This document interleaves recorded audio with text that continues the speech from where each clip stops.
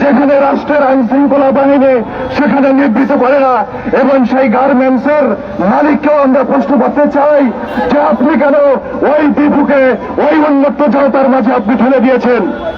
এই বিচারের অবশ্যই বিচার হতে হবে। দ্রুত ট্রাইব্যুনাল গঠন করে এই ঘটনার সঙ্গে যারা জড়িত আছেন তাদের কঠিন শাস্তি দিতে হবে, এবং যেদিন যারা ওখানে আইন শৃঙ্খলা বাহিনী ছিলেন তাদেরকেও আইনের নিয়ন্ত্রণে নিয়ে আসতে হবে, এবং সেই হতদরিদ্র পরিবারটিকে সরকারের অর্থায়নে তাকে পুনর্বাসন সহ এ পর্যন্ত যত হত্যা হয়েছে তার দ্রুত ট্রাইব্যুনালের মাধ্যমে তাদের কঠিন বিচার শাস্তি আমরা দাবি করছি। ধন্যবাদ সবাইকে। ধন্যবাদ। কর্মী ও জাতিগত সংখ্যালঘু সংগঠন সময়ের জাতীয় ঐক্য মোর্চার উদ্যোগে আজকের এই মানববন্ধন, যেহেতু ঐক্য মোর্চা অনেকগুলো সংগঠনের সমন্বয়ে গঠিত, তাই আমি প্রত্যেকটি সংগঠনে অনুরোধ করব আপনার একটু সংক্ষিপ্ত বক্তব্য পরবর্তী সংগঠনের সভাপতি বা সাধারণ সম্পাদক বক্তব্য রাখার সুযোগ পাবে। এই পর্যায়ে আমি বক্তব্য রাখার জন্য সংক্ষিপ্তভাবে বিনয়ের অনুরোধ করছি হৃদয় চন্দ্র গুপ্ত, সাধারণ সম্পাদক হিন্দুবৌদ্ধ খ্রিস্টান ঐক্য পরিষদ, ঢাকা মহানগর। হৃদয় চন্দ্র গুপ্ত মহোদয়।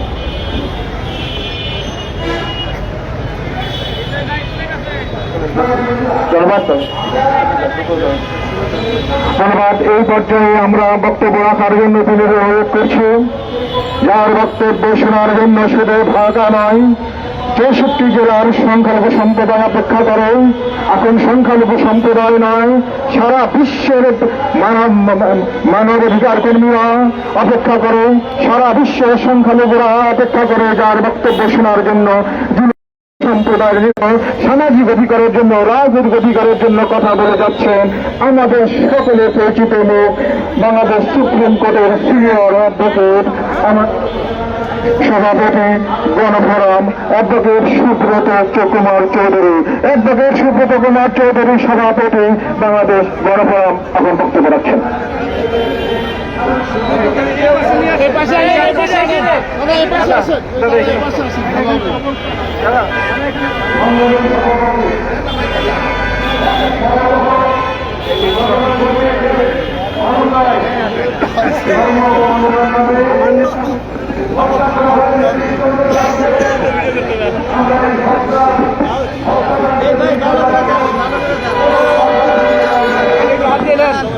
সমবেত সভাপতি,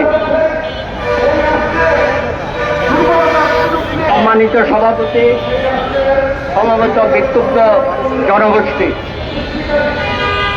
অত্যন্ত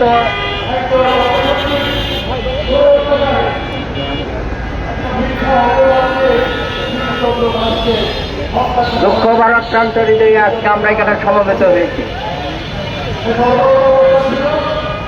54 বছর পর আবার নতুন করে বাংলাদেশে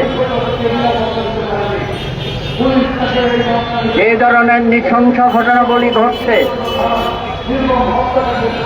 আজকে আমাদের প্রতিবাদ করার ভাষা হারিয়ে ফেলেছি। 17 মাসের বাংলাদেশকে একটি জীবন্ত লাশে পরিণত করেছে। একের পর এক ঘটনা ঘটছে, কোন ব্যাপারে আমরা তার মধ্যে, তার বডি ল্যাঙ্গুয়েজের মধ্যে কোনো অনুশোচনা দেখতে পাচ্ছি না। কারো বিরুদ্ধে কোনো ব্যবস্থা গ্রহণ করবে সেই ধরনেরও মন মানসিকতা তাকে দেখতে পাচ্ছি না। এই গত কয়দিনে আমরা জুলাই যোদ্ধা হাদিকে হারিয়েছি, আমরা হারিয়েছি মুক্তিযুদ্ধের অন্যতম সিপাহ সালার, এয়ার ভাইস মার্শাল একে খন্দকার, সর্বশেষ আমরা হারালাম দীপু দাসকে এবং আয়শাকে। এইভাবে প্রতিনিয়ত প্রতিদিন একের পর এক হত্যাকাণ্ড পরিচালিত হচ্ছে। দেশকে একটি জঙ্গলি রাষ্ট্রে, অসভ্য রাষ্ট্রে পরিণত করার পায়তারা করা হচ্ছে। আর আপনি বলছেন আপনাকে নাকি কেউ কেউ মন্ত্র দিয়ে গেছে, সেই মন্ত্রে উদ্বুদ্ধ হয়ে বাংলাদেশকে সরকার করার জন্য আপনি মাঠে নেমেছেন। সারা বিশ্বে আজকে আমাদের ভাবমূর্তি ক্ষুণ্ণ করা হয়েছে।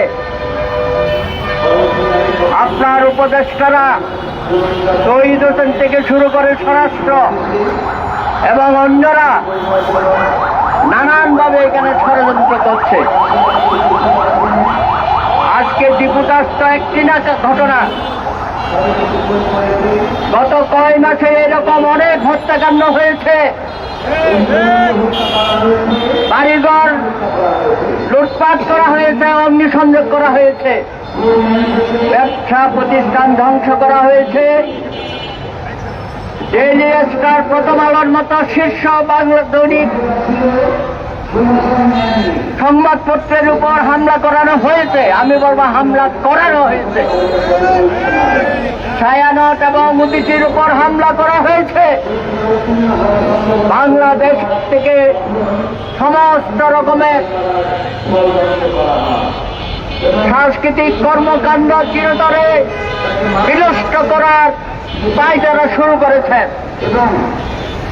আজকে ধর্মীয় সংখ্যালঘুদের মঠ, মন্দির, গির্জা, পেগোডার উপর হামলা করা হচ্ছে এবং হিন্দু সম্প্রদায়কে একটি অরক্ষিত অবস্থায় ঠেলে দিয়েছেন। হিন্দু, বৌদ্ধ, খ্রিস্টান, আদিবাসী সহ ক্ষুদ্র জাতি গোষ্ঠী আজকে চরম নিরাপত্তাহীনতায় ভুগছে।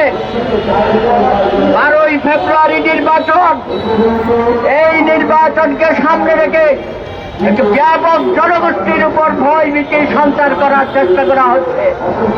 আজকে যারা মাঠে এই ধরনের কর্মকাণ্ড করছে তাদের বিরুদ্ধে কোনো ব্যবস্থা গ্রহণ করেন নাই। আইন শৃঙ্খলা বাহিনীকে বারবার প্রশ্নের সম্মুখীন হতে হচ্ছে, কেন আপনারা নীরব দর্শকের ভূমিকায় পালন করছেন? যারা ঘোষণা দিয়ে এই ধরনের হামলা, ভাঙচুর, লুটপাট, হত্যাকাণ্ড পরিচালনা করছেন, আপনাদের নাকের ডগায় এই ধরনের ঘটনাগুলো ঘটাচ্ছে, আপনারা গিয়ে সেটা থামাচ্ছেন না, তাদের বিরুদ্ধে কোনো ব্যবস্থা গ্রহণ করেন নাই।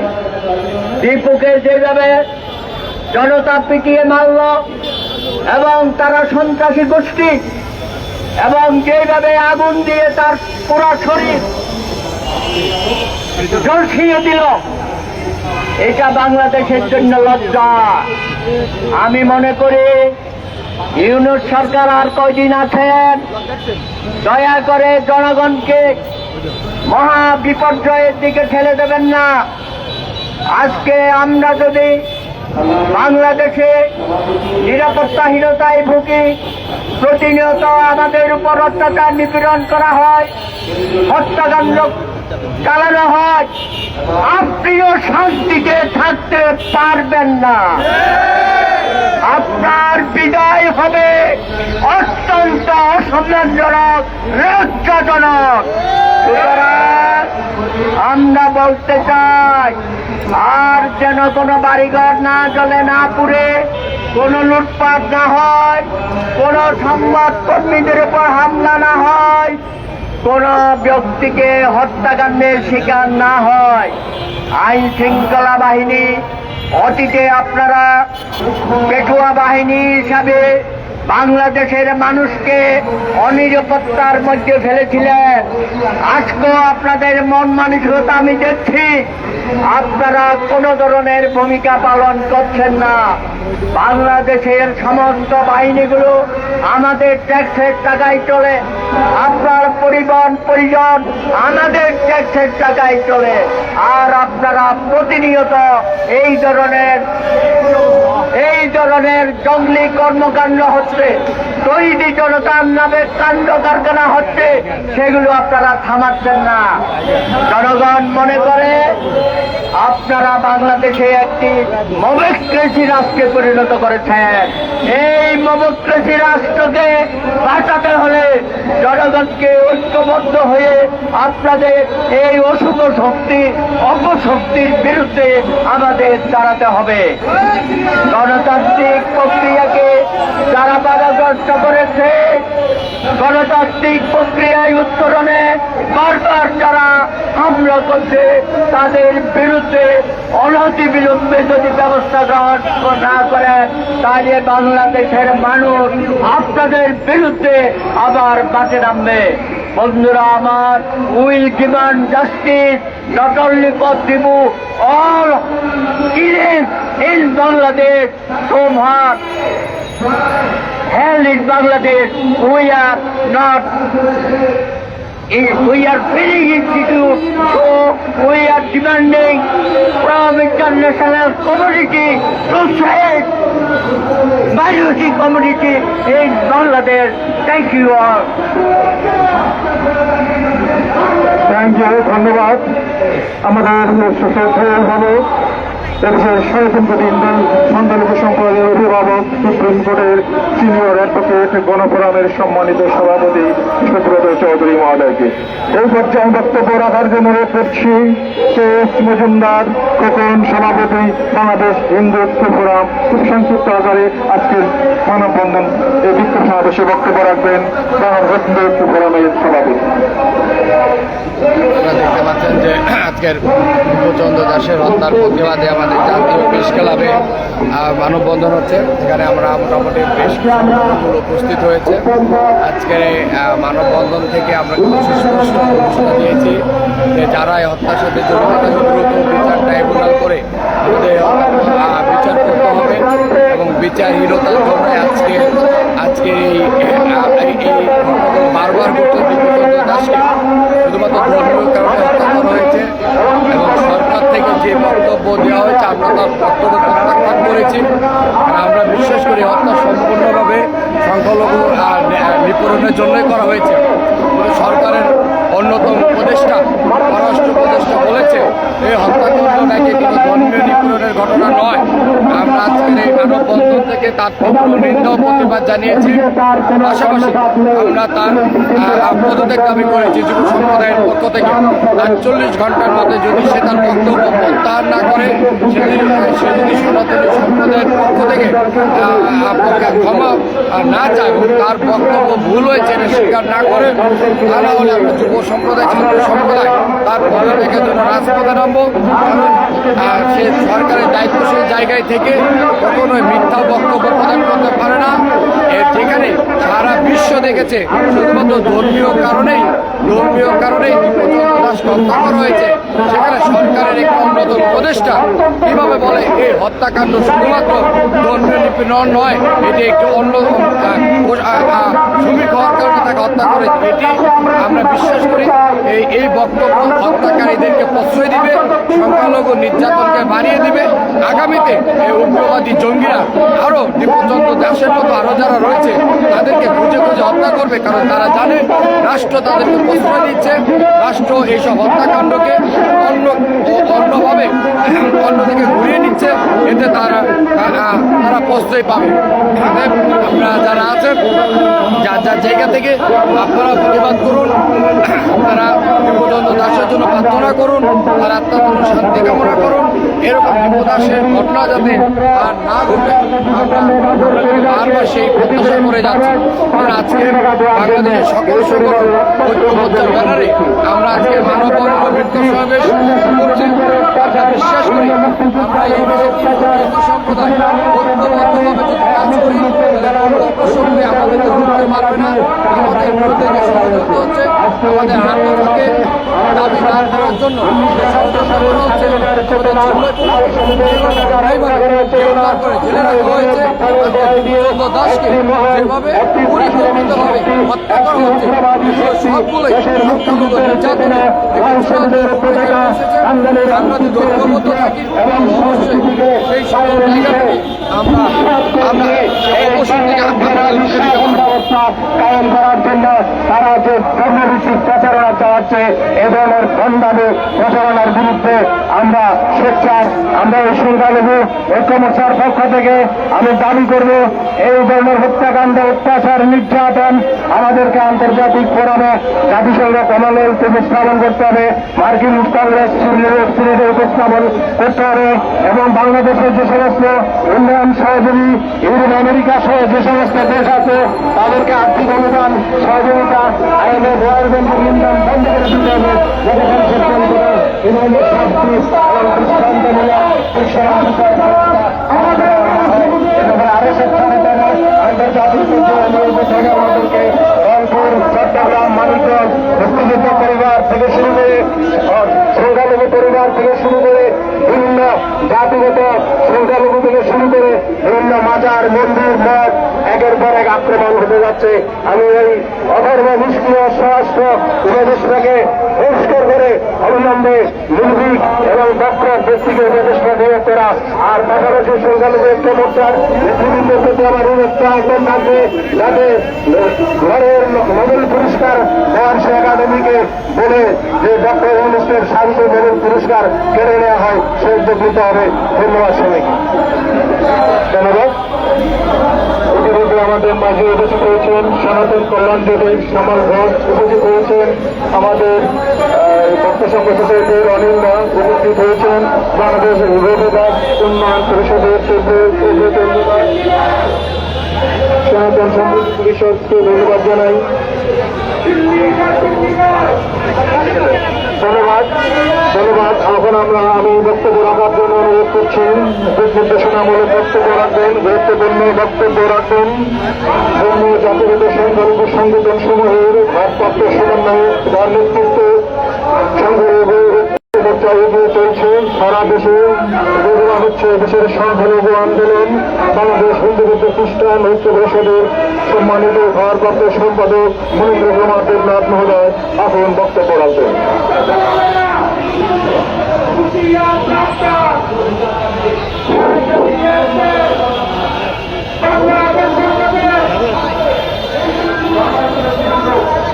প্রিয় সাংবাদিক বন্ধুগণ, আপনারা ইতিমধ্যেই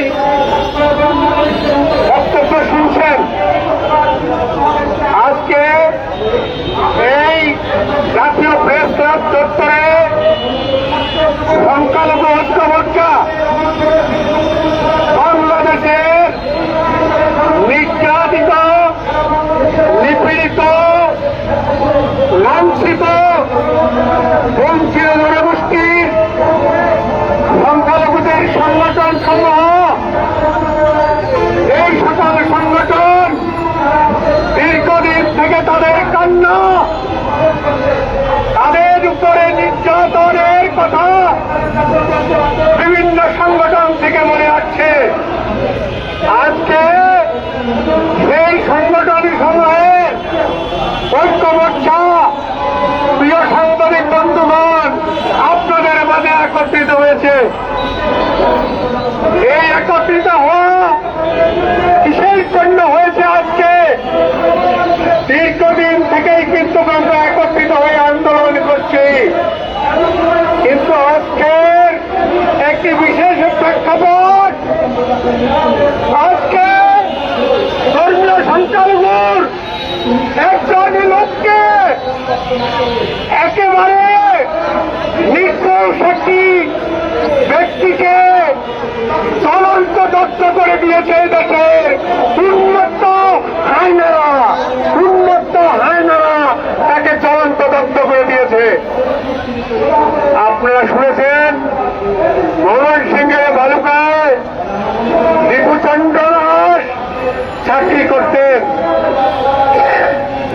সেই চাকরি স্থলে সে সম্প্রতি তার কাজের গুরুত্ব সহকারে তাকে প্রমোশন দেওয়া হয়েছিল, কিন্তু দুর্ভাগ্য সেই দীপু দাসকে মিথ্যা অভিযোগে, ধর্ম অবমাননার অভিযোগ।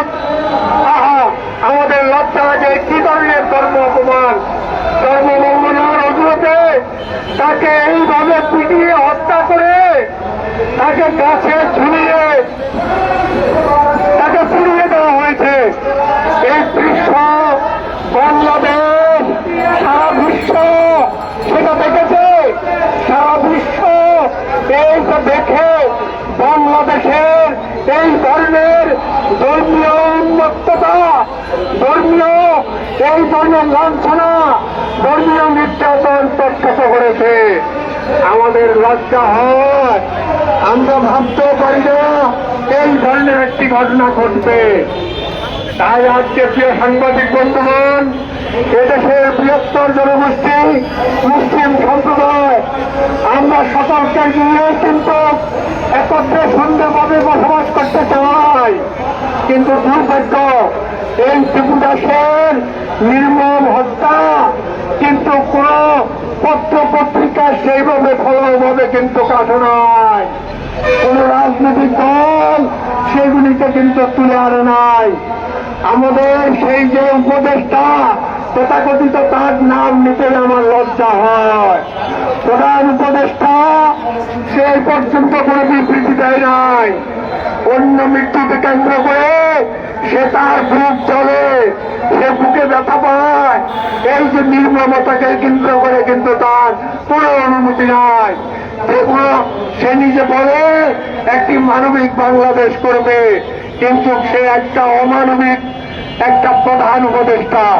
এই দেশকে ধ্বংস করার জন্য সে তার অবস্থান।